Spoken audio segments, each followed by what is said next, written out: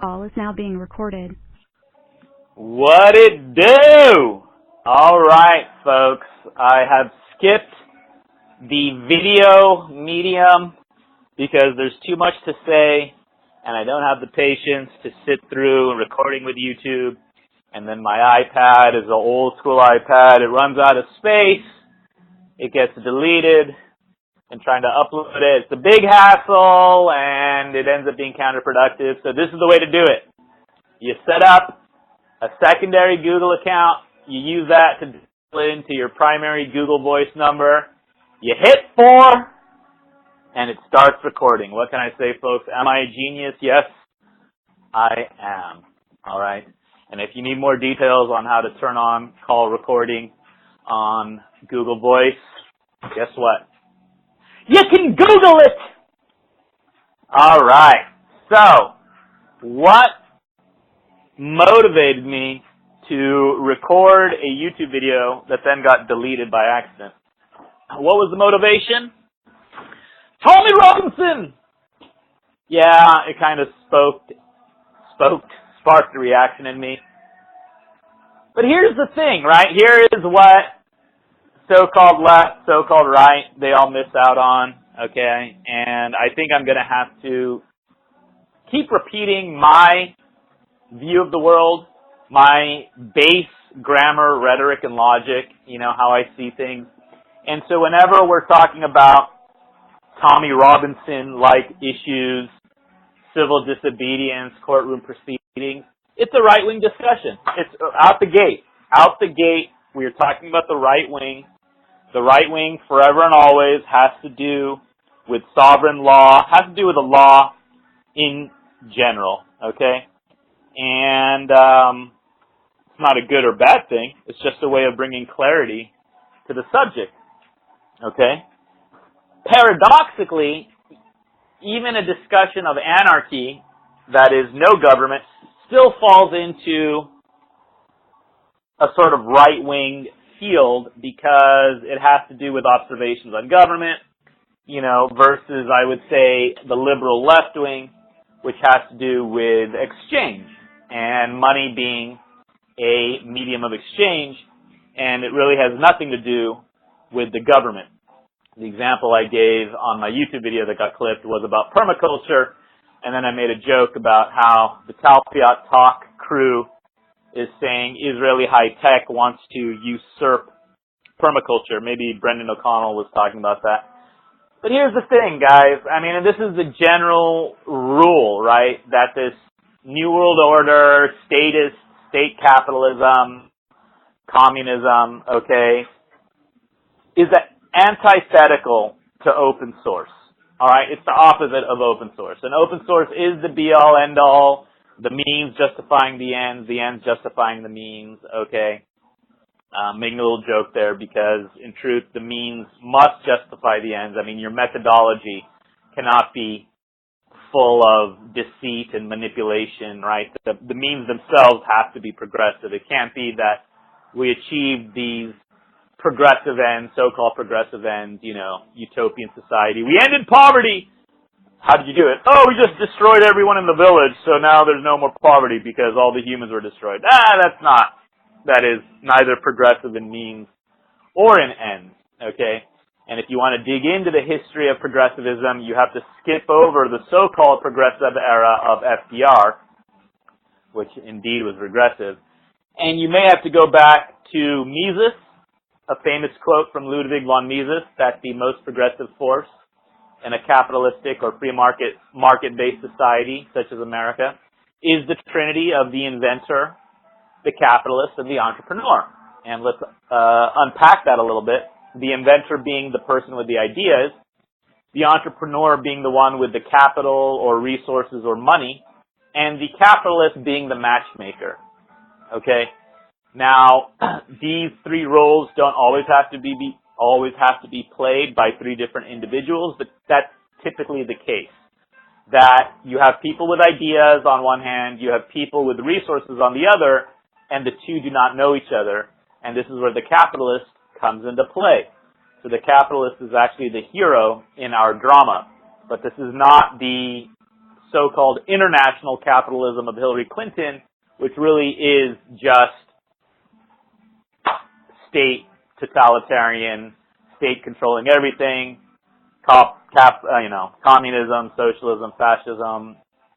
It's very confusing, right? Because the blame goes to capitalism, which I can understand because multinational corporations have taken over, right? I mean, it just kind of stands to reason that if these corporations are operating across national boundaries, such a thing would happen, okay? Versus an authentic capitalism that I'm hoping to cultivate through the Dow field, which is bottom up, which is, the proverbial lemonade stand, right? And then scaling up from there, but always with a regional base, right? So now that I have this free-flowing medium where I can walk around and talk to my heart's desire, I'm making some chai here. Shout out to Nino Bagatino, Nino Tantino, some guy on Twitter that engages with me and actually gave me a book on gang stalking way back in the day, COINTELPRO. So that kind of put him in my inner circle, right? Anyone that can really open my eyes with some primary source type material, I do respect, okay? So, what I was saying earlier about this whole Tommy Robinson debacle, yes, Scott Creighton is probably right that this is a bit of agent provocateurism. Hashim Ahmadani said himself after he interviewed Tommy, or Tommy interviewed him, however that went, that he agrees with some things, some points with Tommy, he disagrees with others. And this is okay, right? And it's okay for us to step back and go, wait, grooming gangs, Islamist gangs in the UK, that's a problem, but then also trying to stir up a situation around it, while that seems to be the natural thing to do.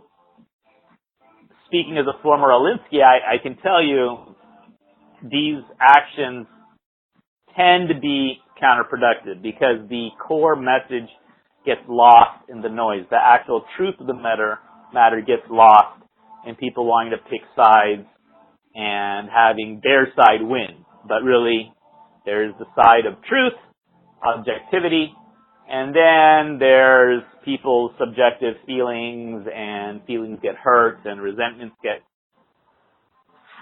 stoked, and chaos ensues, okay? So the question I have for Alex Jones and others who identify as conservative or claim to be, waging the fight against Islamism, how can you win this battle? And it must be won, and it really is for the sake of all of us, including the 1 out of 3 Muslims that reject Islamism, right? How can this battle be won if we don't expose the American presidents that sheltered, incubated, and indeed exploited Islamism to what they thought were their own ends, but in fact were the ends of their handlers. Whether their handlers be Scottish Rite or Shriners or the Jesuits, it doesn't really matter, right? And specifically I'm talking about Eisenhower here, okay? More recently, Reagan and Carter. But even contemporarily speaking, we've got Trump's attorney, Rudy Giuliani, and the ambassador, John Bolton's so-called ambassador. I'm just going to start sticking the word so-called in front of everything. There's just so much doublespeak, right? But both Giuliani and Bolton took money from MEK, this Islamist Marxist cult. And if you're saying, if somehow someone is thinking, Rollo, you're just, identifying the Republicans that are behind this. No, I'll freely admit that Howard Dean, Bill Richardson, plenty of people on the quote-unquote left, that's the so-called Democratic Party, also took money from this Islamist terrorist group.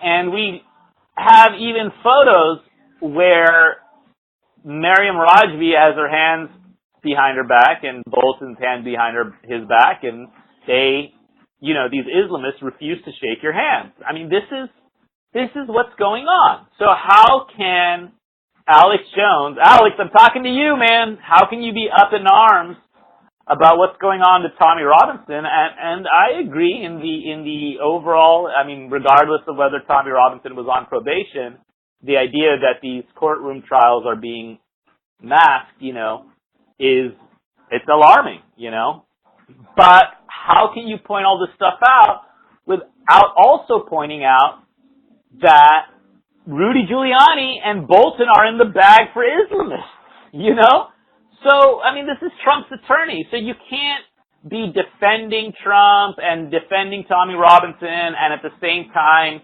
carrying water for people like Rudy Giuliani and John Bolton. I just think it's too much cognitive dissonance, and this is where so much confusion comes into play. So, you know what? I like this new medium. I like just being able to talk to my heart's desire and not worry about storage space or is that YouTube time up and how long is it going to take to upload. I think what I need to do now is after I end the call, I will have a WAV file sent to my Gmail account, and then I'll use Tunes to Tube to get it uploaded. But there are some other things I wanted to mention. Brendan O'Connell! Why are you dumping on your Bible? Why are you dumping on the Old Testament? Why did you tell Michael Herzog that the book of Esther was a Jewish plot?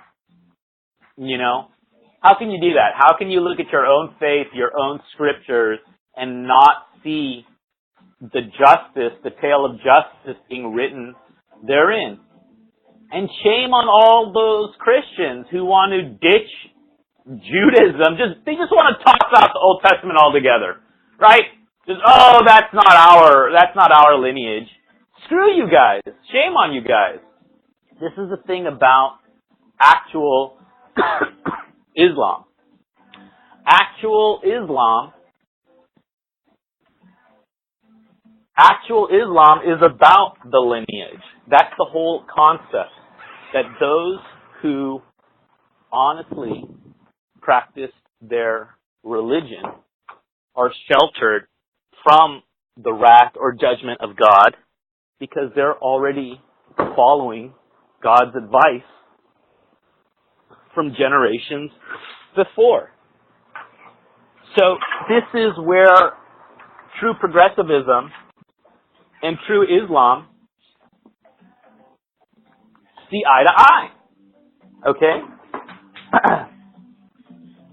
I could go on, but I'll stop there, but I actually won't because I do also want to mention Talmud Yoma 69a. All right, and Simon the Just anointing Alexander. And Alexander, okay, if you follow this lineage, and if we go along with Joe Atwill, who exposed the Nazarene Jesus, all right, as a myth, as a construct, and by the way, the verses in the Talmud about Jesus, pile of boiling whatever on his head, and Mary was a whore, those do not refer to the actual historical Christ, who I am claiming, based on research by Ranjit Paul, is Amyntas Nicator.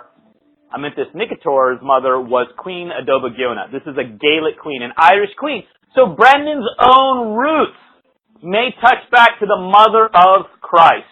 And rather than see this and cherish this, we're going to dump on so-called Talmudic supremacists that aren't Talmudic supremacists. Because if they really were supreme about the Talmud, they would follow Talmud Yoma 69a. They would see how Hellenism and Greece connected to Buddhism, to the East, and in the wake of Alexander's empire, Buddhism reached Greece, reached the West. This is research my Buddhist friend Leo Kevin Cavazos did, who is a Tao cultivator. He practices what you might call the Tao field, which is just Zen, which is just cultivating Zen, okay, which I would argue is the true left wing. It has nothing to do with disobedience of any kind. It's about bringing the ego into obedience with the true self, okay? This is the God-given self.